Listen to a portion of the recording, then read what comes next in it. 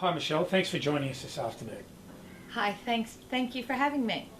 Michelle, you've done a lot of work with teenagers in recent times, in particular directly with schools. What's the main message you're communicating to teenagers and their parents with regard to nutrition? Well, there are so many messages that I'd like to get across to teenagers and their parents about good nutrition.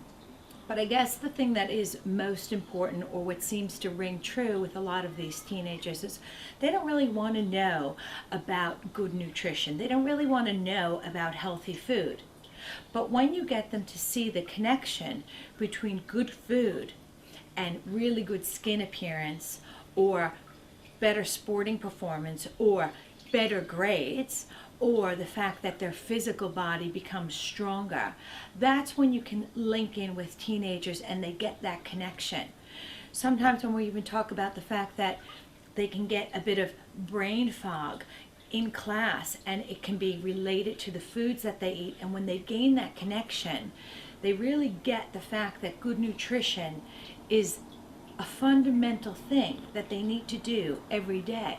So by eating 5 times a day, good quality food can be as important to them as going to a dermatologist for good skin, or going to a hairdresser for shiny skin. You can get that all through good quality nutrition. I saw in the Queenwood School video a large emphasis on what you call hidden sugars. Can you tell us about this concept and how this affects teenagers in particular? Yes, definitely. Talk a lot about hidden sugars with teenagers, as well as the sugar monster, which is often made reference to in a few of the articles that I write. So we talk about the hidden sugars, and I actually get the children to come up on stage, and we use websites like, for example, Sanitarium's websites, and we talk about the hidden sugars that are in, for example, a bowl of cereal. So I might have a bowl of cereal and a large glass of orange juice, and we talk about how much sugar is actually in that bowl of cereal. And when I get them to have some sense of awareness that there could be up to 16 teaspoons of sugar just in their breakfast alone, they're shocked. They can't believe it. And when I take the 16 teaspoons out and I put it into a clear glass, and I fill it up with water, and I ask them if they would drink that, they all look at me like, absolutely not. But that's the reality of the hidden sugars that are in their diet.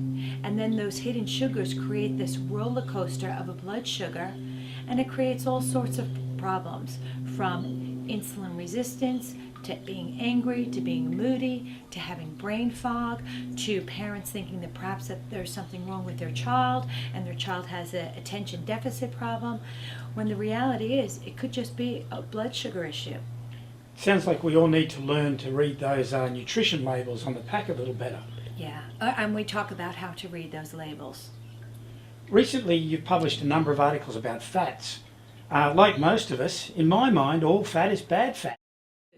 Actually, some nutritional anthropologists believe that without good quality fats, our brains would have never developed as human beings for higher level thinking.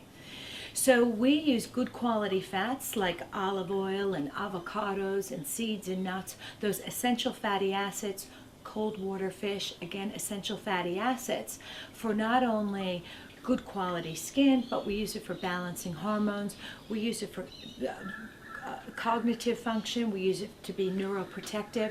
So we talk about the benefits of essential fatty acids, and we are actually seeing quite a few people in the medical community using essential fatty acids with children that have attention deficit disorders, and autism, and children in the spectrum. So really increasing their essential fatty acids. Not only do essential fatty acids do that, but in terms of hunger and cravings, it really dampens down your hunger and cravings for particularly sweets. So yes, there is go the good fat. I noticed there's a lot of demand in your business, A Healthy View, for advice and talks and guidance on sports nutrition, and I know it's a real passion of yours. I did read recently, though, at one of your presentations, you got quite animated with some athletes about the use of protein powders. I'd be interested in you telling us a little more about that conversation and your thoughts on these powders and supplements.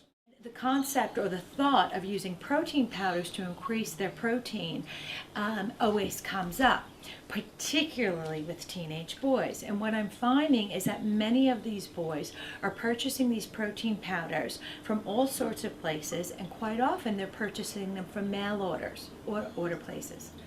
Now, I like some protein powders, and I think a protein powder, a good quality protein powder, can be really beneficial for an athlete or somebody who might be coming off a severe illness, or, well, it just depends on the health condition. But do I promote protein powders? What I say to people is beware. All protein powders aren't created equal. If you get a good quality one and you're using it effectively and you've spoken to a health practitioner on how to use it, then fantastic. But I would not be consuming anything that comes with a warning label, as many of these protein powders do, to say that consumption of these can affect your kidneys, can affect your testosterone level. I'd be very careful about those things, and I would be advising of the teenagers absolutely not to be taking those. Michelle, we really appreciate your time. We said this was going to be brief, even though I think we could talk on this for hours. But if you could provide just 3 take-homes for a teenager, what would they be? Well, you're going to scale me down to 3 bits of information. Okay, well, what I would say is I never like to eliminate things from people's diets. What I like to do is add things into their diets, and then they forget about what they've eliminated. So I always say don't skip breakfast for a number of reasons. One is you've been asleep all night, your blood sugar's low. But 2, research shows people who have breakfast have higher academic performance. Children, girls and boys that eat breakfast tend to have a better body weight. Not that we're talking about weight, but we're talking about a healthy human being. So don't skip breakfast. The second thing to think about is how to keep your blood sugar in a tight range. So if you don't know about hidden sugars, start to be aware of them and have a look and become a label reader. I know that kids really like to get into it once they learn how easy it is to find out the hidden sugars. And lastly, have fun with food. Food should be a joy. Food shouldn't be an issue. Make fun healthy. Make food healthy. Make food nutritious. Incorporate a wide variety of colors into your diet. The wider the variety of colors, the more vitamins, the more minerals, the more phytonutrients that are incorporated in your world. But have fun with food. Life is about, food should be about the 80-20 rule. 80% of the time, try to do the right thing, try to eat the right thing. And 20% of the time, don't worry about it so much. Thanks for your time. Michelle, thank you for your time. Michelle can be found at www.healthyview.com.au. Thanks for joining us. Thank you. Michelle at A Healthy View has helped me by making a better diet and eating different things and making my skin clearer. Michelle has really benefited our family from getting us to eat the good small things that really make a big difference. Well, I had a bit of acid reflux, which came from me not having, from having too much protein. And did that cause you some discomfort? Yeah, quite a bit of discomfort. And what did you learn about that? What made it better? What did A Healthy View do for you with that in regard to that? Well, it helped me moderate my energy, my sugar intake, and so I wasn't using too much energy throughout the day. Michelle came and talked to us as a group, the whole squad of rowers at Queenwood, and just talked through us like what kind of foods we should be eating concerning the level of exercise we were doing, how much water we need to be drinking, all that kind of stuff. Well, from seeing Michelle, I've learnt that different foods will cause acne, and I've learnt which ones to eat and which ones to kind of stay away from. And also seeing her has helped me try new things, like eating raw sweet potato with hummus, which is now one of my favourite things. And I never would have tried that without Michelle. She showed everyone how much sugar is actually in products, and she actually got sugar and showed us, and I was like, wow.